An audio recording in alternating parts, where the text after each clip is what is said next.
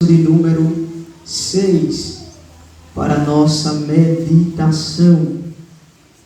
Eu queria, com permissão do nosso pastor, fazer uma leitura participativa. Toda a igreja lê o capítulo 28, verso 1 ao verso de número 6. Todos os irmãos participando da leitura da palavra de Deus. Atos 28, verso 1 ao 6, eu conto de 1 até 3 e vocês começam. 1, 2, 3.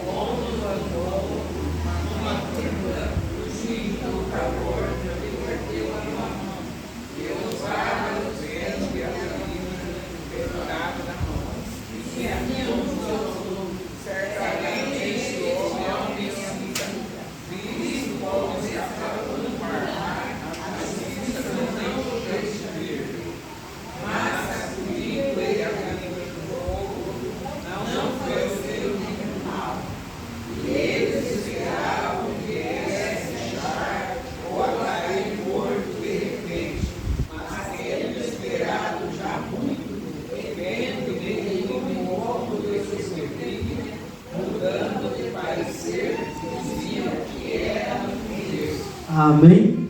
Podem sentar, irmãos, por favor. Peço a sua intercessão por mim e a sua atenção. Glória a Deus.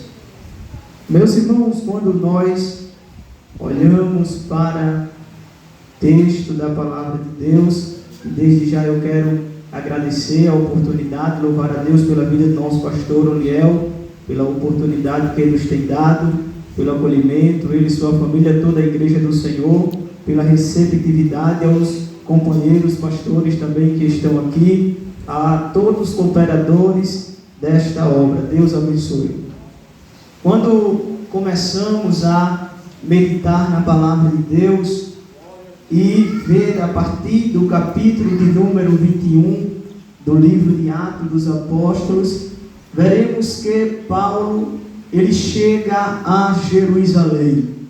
A Bíblia diz que Paulo, ele já queria ir até Jerusalém há um tempo, mas é interessante ressaltar que Paulo, em toda a sua trajetória de vida, ele não fazia aquilo que queria. Paulo era um homem dotado de revelações de Deus, um homem que continuamente era impulsionado pelo Espírito Santo, um homem que Deus levantara de maneira extraordinária para levar as boas novas do Evangelho. Paulo chega em Jerusalém, ele se encontra com alguns discípulos que faziam a obra do Senhor naquele lugar, e a palavra de Deus vai dizer que quando aqueles homens vê a chegada de Paulo, eles recebem Paulo calorosamente, mas havia uma certa preocupação no que diz respeito à chegada de Paulo em Jerusalém. Muitos judeus, líderes, anciões daquela cidade que seguiam a risco a lei de Moisés, a lei judaica, ouviam relatar que Paulo, ele estava pregando heresias. Paulo, um homem que Deus havia marcado um encontro extraordinário com ele no capítulo de número 9, as informações que corriam a respeito do nome de Paulo era que Paulo era de uma seita. Paulo vivia causando dissensões acerca de um homem chamado Jesus, que havia morrido, ressuscitado ao terceiro dia, e muitos julgavam e não acreditavam no testemunho testemunho do apóstolo Paulo. E agora, os crentes de Jerusalém vai orientar o apóstolo Paulo a passar por a cerimônia de purificação, porque eles sabiam que todas aquelas pessoas iriam perseguir o apóstolo Paulo. Paulo escuta com muita humildade as orientações daquele servo de Deus, e ele começa a ir até o templo do Senhor para passar pela cerimônia de purificação. A Bíblia diz que durante 7 dias Paulo ele vai ao templo, mas no 7º dia a Bíblia diz que alguns líderes religiosos daquela cidade de Jerusalém, eles observam que Paulo está no templo, que Paulo tinha chegado em Jerusalém, e a Bíblia diz que logo um alvoroço é causado. Muita gente vem em busca de Paulo, pega ele, tira do templo, arranca, começa a espancar o apóstolo Paulo. Se você puder me dar um pouquinho mais de microfone. Muita gente começa a espancar o apóstolo Paulo, e a Bíblia diz que o comandante do regimento imperial fica sabendo. Ele vem com seus soldados e procura saber o motivo daquele reboliço. A palavra de Deus vai nos relatar que ele pega Paulo, amarra, e agora os líderes religiosos vão dizer que Paulo não é bem-vindo, que Paulo é um judeu que despreza a lei de Moisés, e agora o apóstolo Paulo, aquele grande homem de Deus, é preso. É interessante a caminhada de Paulo, e muitas vezes a gente vai ouvir e ver a expressão do apóstolo dizendo: eu sou prisioneiro de Cristo Jesus. A vida de Paulo era como um papel no fogo sendo consumida por Deus. E agora Paulo está preso, espancado. O comandante do regimento pergunta por que estavam espancando Paulo, mas a Bíblia diz que todos aqueles homens queriam simplesmente matá-lo. Ele leva Paulo até a fortaleza, e a Bíblia diz que no outro dia Paulo é levado até o interrogatório. Quando chega lá, Paulo recebe a oportunidade de se pronunciar, de se defender. E a Bíblia vai dizer que Paulo começa dizendo que não está infringindo nenhuma lei judaica, mas que simplesmente ele crê na ressurreição de um homem que marcou um encontro com ele no caminho de Damasco, e disse: Paulo, você perseguiu a minha igreja durante muito tempo, mas agora eu te digo que tu sofrerás muito por amor do meu nome. Você é um vaso escolhido desde o ventre da sua mãe para levar o evangelho aos gentios, não só judeus, mas também aos gentios. Paulo, a partir de hoje você vai ser um enviado por mim. Paulo, ele relata todo o seu testemunho. Aleluia. Mas ninguém queria dar credibilidade. O capitão percebe que não existem motivos para condenar aquele homem à morte.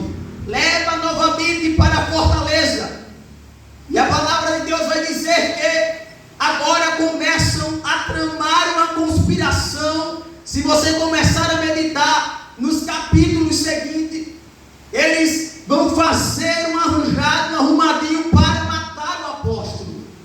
Eles pedem novamente o interrogatório, e cerca de 40 homens se levantam para preparar uma emboscada para o apóstolo. Mas a Bíblia diz que Deus vai usar o sobrinho de Paulo. Ele escuta aquela preparação, aquela emboscada, vai até Paulo, e Paulo pede que aquele homem que guardava ele na prisão levasse aquela criança até o comandante do regimento. Quando aquela criança é levada, a Bíblia diz que ele conta tudo que havia ocorrido, o que estavam tramando por trás dos bastidores.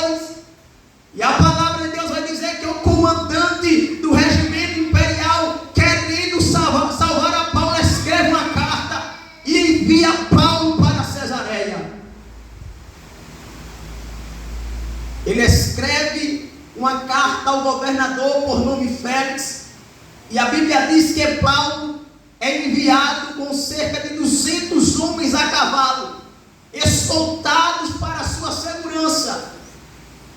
A Bíblia diz que Paulo é enviado de Jerusalém a Cesareia. Preste muito bem atenção.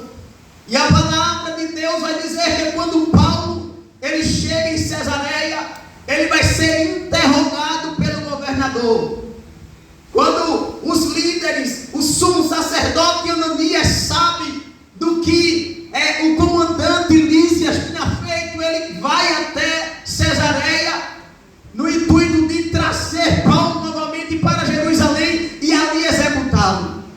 Mas durante o interrogatório, Paulo recebe a oportunidade de se defender. Ele vai dizer que não tem afligido nada, porque, irmãos, tem pessoas que se incomodam tão somente porque a gente proclama e segue uma fé cristã. Você já percebeu que o crente é perseguido? Às vezes no trabalho, na empresa, na faculdade, tem tantas ideologias surgindo aí, e quando, por muitas das vezes, você diz que professa uma fé cristã, começa a perseguição. E quando você vai, você não é inocente de tanta coisa, não abre a boca, não faz nada, é porque tu serve a Jesus Cristo, o Nazareno. Você é luz, você é sal, e as trevas se incomodam com o teu brilho. Era isso que estava acontecendo com o apóstolo Paulo. Mas ele agora recebe a oportunidade de se defender perante o governador Félix.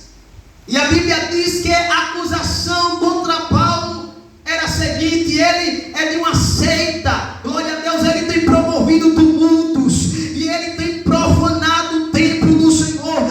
Tudo acusação, irmãos, aleluia, falsa, para matar o apóstolo Paulo. Mas eu louvo a Deus que havia um propósito, eu louvo a Deus que havia uma determinação sobre a vida de Paulo. E o meu pastor, glória a Deus, ele sempre dizia que crente não é peru para morrer de véspera.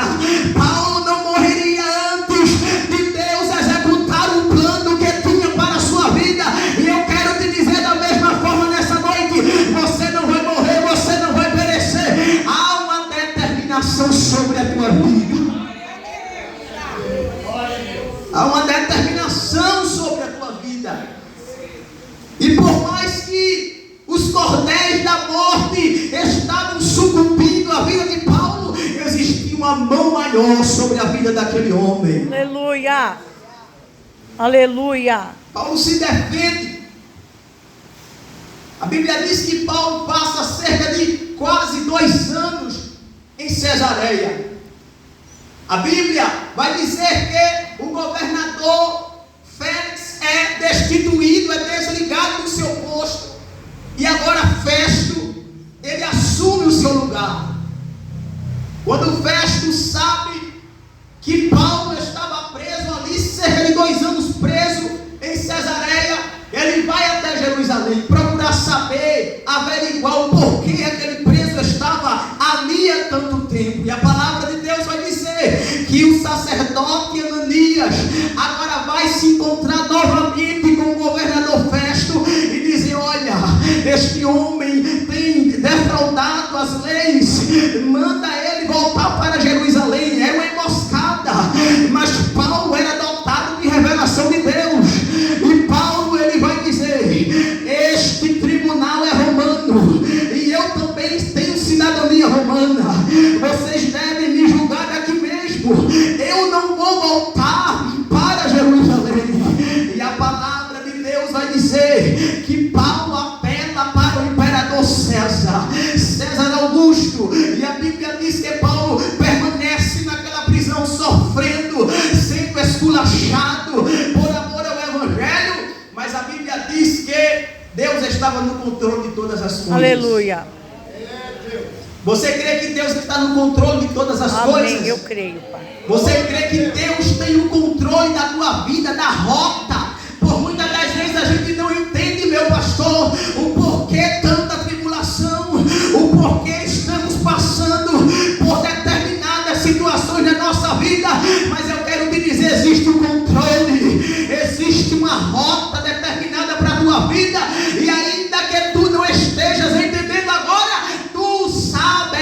depois. Os pensamentos de Deus é maior do que os teus pensamentos. Paulo é julgado, não existe acusação contra ele, ele apela para César, para ir até a Roma. O rei Agripa também decide ouvir a Paulo, mas percebe que em Paulo nenhum delito há. E diz, ele poderia ser solto se não tivesse apelado para César. No capítulo de número 27, nós vamos ver que Paulo é entregue a um homem chamado Júlio, um centurião da corte. Paulo agora, ele embarca em um navio de adramantino, e a Bíblia diz que eles começam a navegar rumo a Roma. A palavra de Deus vai dizer que no outro dia Paulo e toda aquela embarcação chega até Sidom. E quando chega ali, Júlio, tratando Paulo humanamente, com bondade e benignidade, permite que Lucas, Aristarco, que acompanhava aquela viagem, vá tratar de Paulo, ferimentos, perguntar o que Paulo está precisando. A Bíblia diz que eles seguem a viagem, e a palavra de Deus vai enfatizar que a navegação não era propícia. Eles estavam navegando entre outubro e dezembro, ou seja, novembro, e as embarcações ou as viagens naquele tempo era de muita dificuldade. Os ventos sopravam de maneira muito forte, mas Paulo está indo a Roma, e a Bíblia diz que no outro dia eles chegam, eles começam a embarcação, passando por alguns portos, eles chegam a um lugar chamado Mirra, em Lazéia. Quando chega naquele lugar, eles embarcam em um segundo navio de Alexandria, que estava vindo do Egito com carga de trigo, e agora 276 passageiros estão naquela embarcação. Eles não imaginavam o que aconteceria mais na frente. Paulo, ele calado, preso. Ô irmãos, pense numa coisa difícil. Perceba os detalhes que Paulo ele passa e sofre por amor ao Evangelho. E às vezes a gente, por tão pouco, a Bíblia em momento algum vai enfatizar que Paulo está triste, murmurando. Ele segue o seu caminho, a sua chamada, o seu propósito. E às vezes a gente que é crente passa por qualquer coisa, qualquer perseguição, quer dar um chute no pau da barraca, abandonar na fé, não vou mais no culto. A irmã olhou para mim com a cara feia. Ei rapaz, o Evangelho é perseguição, o Evangelho é isso. Mas eu quero te dizer, sofre as aflições de um bom soldado de Cristo, porque assim como o nosso irmão falou, haverá um galardão para a tua vida. Ele está seguindo. A navegação não é tão boa, e chegam em um lugar chamado Bom Porto. Quando chegam naquele lugar, a Bíblia diz que Paulo agora vai tomar uma iniciativa sem receber a oportunidade. Ele se levanta em meio àquela tripulação e diz: irmãos, Paulo tinha experiência com navegação. Irmãos, eu vejo que a viagem há de ser incômoda, não somente para o barco e a carga, mas também para a nossa vida. A Bíblia diz que Paulo vai orientar aquelas pessoas a invernar naquele porto, mas a palavra de Deus vai dizer que Júlio, o centurião, cria mais no capitão da navegação e no piloto do que em Paulo. Eles não davam credibilidade ao que Paulo estava dizendo. Quem é este homem? Não tem experiência nenhuma. Glória a Deus, não vamos dar ouvido a ele. É um perigo quando não damos ouvido ao homem de Deus. É um perigo.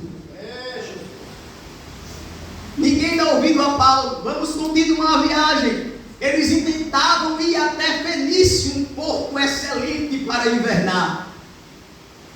Continuam a viagem.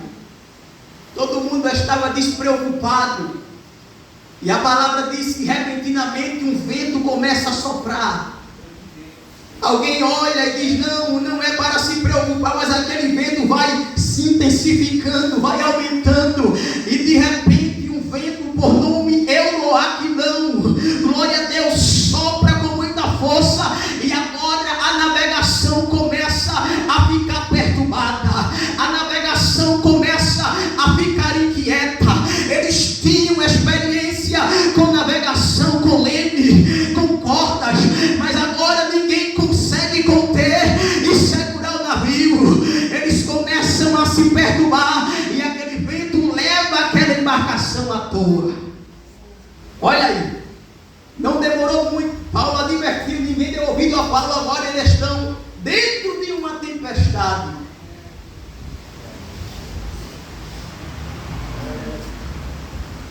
Paulo está vendo tudo aquilo, está participando de tudo aquilo, e quem sabe Paulo não estivesse entendendo a propósito, mas Deus, ele sempre chega para nos revelar. Tem um ditado que diz: Deus complica, descomplica e explica porque complicou. Paulo saberia logo mais o porquê de tudo aquilo. Eles são pegos por aquela tempestade. Primeiro dia, segundo dia, terceiro dia, não viam nuvens, não via a luz do sol. Eu começo a imaginar que a esperança foge do coração daqueles homens, porque tem noites escuras na nossa vida que parecem não terminar mais, que parecem não ter fim. E era isso que estava acontecendo, pastor Oliel. Quarto dia, quinto dia, eles perderam a rota. Eles não sabiam mais onde eles estavam, porque naquele tempo os marinheiros se localizavam pelas estrelas, mas não tinha estrela, não tinha sol. Eles estavam à deriva. Meu Deus. Mas a palavra de Deus vai dizer que Deus tem um caminho na tormenta. Aleluia. E glórias. Você já viu um caminho na tormenta? Porque tormenta é vento forte, é chuva, aleluia, é escuridade. Mas a Bíblia diz que Deus, ele tem um caminho na tormenta. Oh, glória! Maravilha. Você pode dar glória a Deus nessa noite. Você pode levantar a sua mão para adorar ao Deus que é sobre todas as coisas, que tem o controle da tua vida. E ainda que tu não consigas enxergar o sol raiar nesta noite tão escura, ele está te dizendo: o sol vai raiar. Eu tenho um caminho na tormenta, eu tenho o controle da tua vida. E ainda que eu desça na terra para te tomar pela mão, você não vai morrer antes do tempo. Eita, eu estou chegando. Eu estou chegando. Aleluia. 10 dias, 12 dias, Paulo novamente, sem ter a oportunidade, vai se levantar e vai dizer: irmãos, vocês deveriam ter me escutado. Se nós não partíssemos de bons portos, a gente evitaria esta perdição. Mas agora, alegrai-vos, porque eu tenho uma boa notícia. Porque, irmãos, quando a gente vê que a gente está passando por cada situação, aí vem o mensageiro do inferno, coveiro, com mensagem de morte. Às vezes é crente, é nosso irmão, vê a gente passando por uma luta, aí chega e diz assim: rapaz, está difícil, né? Eita, eu não estou vendo nada aí não. Começa a dar palavra negativa para piorar o nosso estado.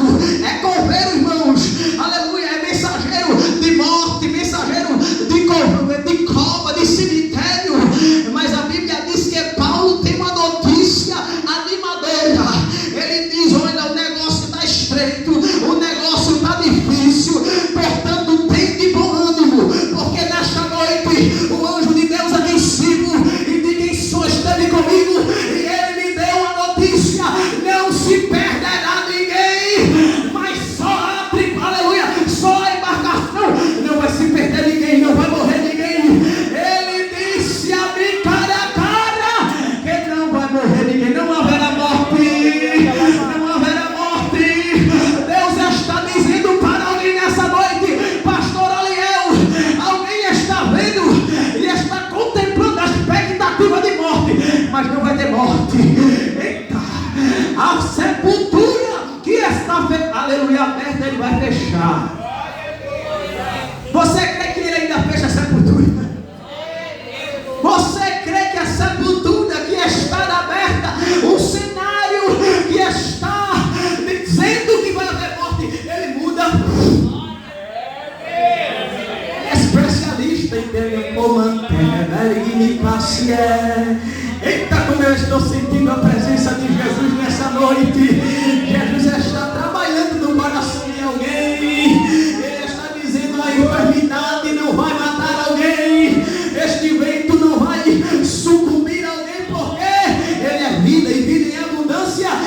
te trouxe aqui para te dizer: tem bom ânimo. Tem bom ânimo. O anjo de Deus já tem 5 esteve comigo. Não vai se perder ninguém. Eles escutam aquela mensagem. E Paulo diz: o Senhor me disse que nós vamos dar em uma ilha. Mas fiquem tranquilos que nem um só de fio da cabeça de você vai se perder. Deus tem o controle da situação. Estavam, irmão, debaixo de uma determinação. Quando Deus determina algo, acabou-se. A Bíblia diz em Mateus capítulo de número 14, verso 22, que Jesus, depois da multiplicação de pão e peixe, ele chega para os discípulos e diz: entre no barco e vá para outra banda, o lago de Genezaré. E os discípulos obedecem.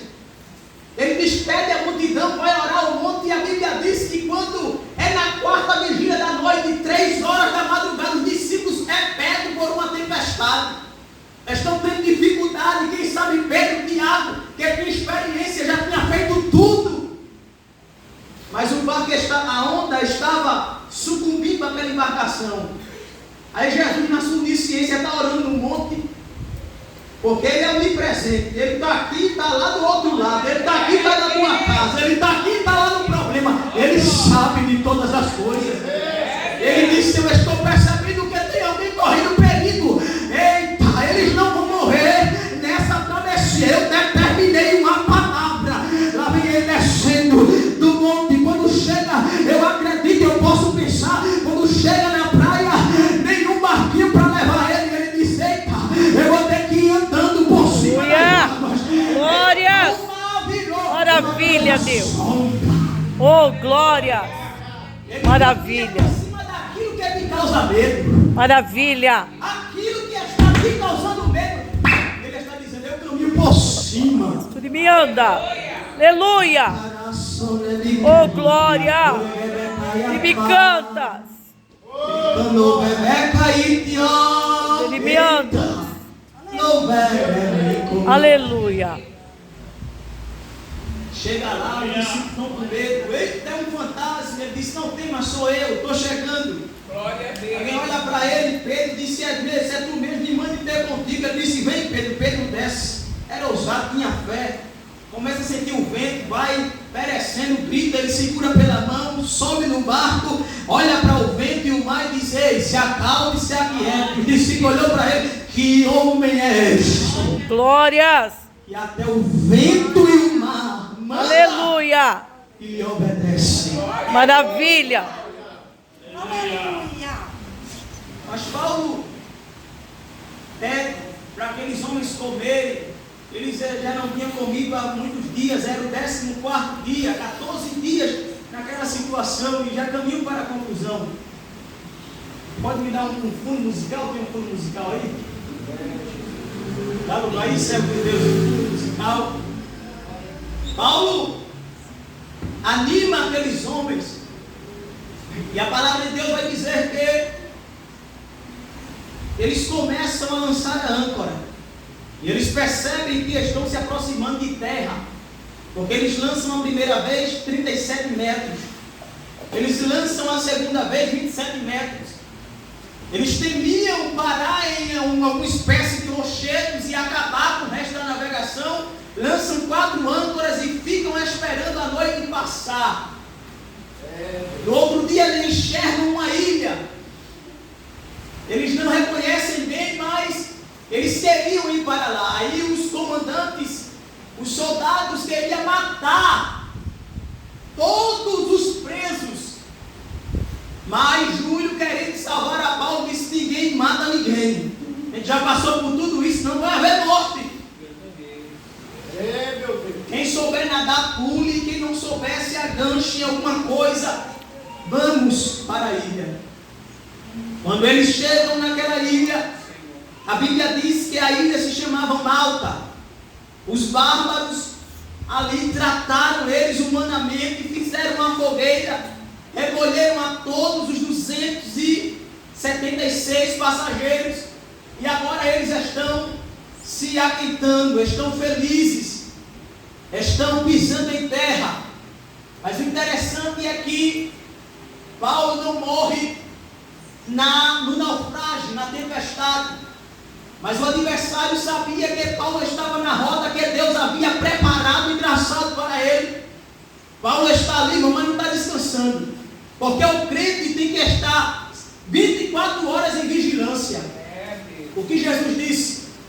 Vigiai e orai, porque o espírito está pronto, mas a carne é fraca. Paulo sabia dessa verdade.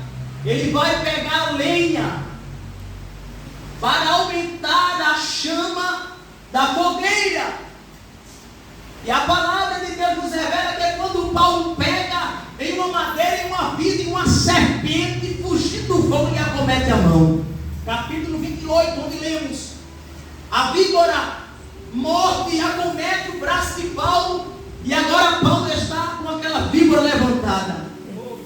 Os homens olham para ele e dizem: certamente a justiça divina, que era uma deusa que eles adoravam naquela época, disse: ele não morreu no mar, mas a justiça divina não deixará escapar. Agora ele morre. Tem alguém querendo ver a tua queda? Tem alguém querendo ver você baixar as armas? Tem alguém querendo ver tu recuar? Tem alguém querendo ver tu abandonar o conjunto? Tem alguém querendo ver tu parar de abrir a boca e adorar o nome de Jesus? Tem alguém querendo ver você desmaiar em meio a essa situação e abandonar tudo? Mas eu quero te dizer, alguém só quer ver, só tem expectativa, mas não vai. Não vai. Glórias. Porque a Bíblia diz que Paulo, pegando aquela víbora, balança ela e sacode do fogo. Glória a Deus. Maravilha, Pai. Glória a Deus. Fecha teus olhos nesta noite em nome de Jesus. Meu Pai. Oh, glória a Jesus. Meu Pai, aleluia. A fúria do adversário na tua vida é muito grande. Só você e Deus sabe o que tem acontecido esses dias. Ninguém vê a tua luta, ninguém vê o teu esforço, mas só Deus sabe como tu chega aqui por muitas das vezes em um domingo como este para adorar. Chega quebrada, dilacerada, mas o céu me trouxe aqui para te dizer: eu sou renovo para a tua vida nesta noite. Levanta a tua mão, abre a tua boca, porque o Senhor está a renovar as tuas forças. O Senhor está a neutralizar todo o veneno diabólico. Oh, glória! A poder no teu nome, Pai. A poder no teu nome. O céu que renova com línguas estranhas. Oh, glória! Glória! Oh, glória a Deus! Levanta a tua mão para adorar o nome de Jesus, porque tem revestimento da parte de Deus descendo para a tua vida. Maravilha, Deus.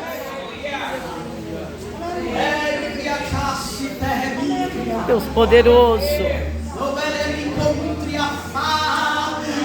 está, aleluia, derramando sobre a cabeça de crente aqui óleo novo, óleo fresco. Você está ferido. As tempestades da vida têm te causado lesões, mas Deus está te dizendo que depois dessa tempestade não haverá trauma, não haverá depressão, não haverá ansiedade. Ele está te dizendo: tão somente tu olharás para trás e dirás: foi o Senhor, foi o Senhor, foi o Senhor que fez isso. Levanta com permissão do pastor, levanta nessa noite, levanta, porque eu preciso concluir. Glória a Deus, glória a Deus, glória a Deus. Aleluia, aleluia. O Senhor vai abraçar a tua alma nesta noite. Tu não voltarás da mesma forma para o trabalho. Tu voltarás com a confiança acrescentada, com a alma mais firme, mais confiante. Comece a receber agora a glória de Deus sobre a tua vida. Comece a receber a glória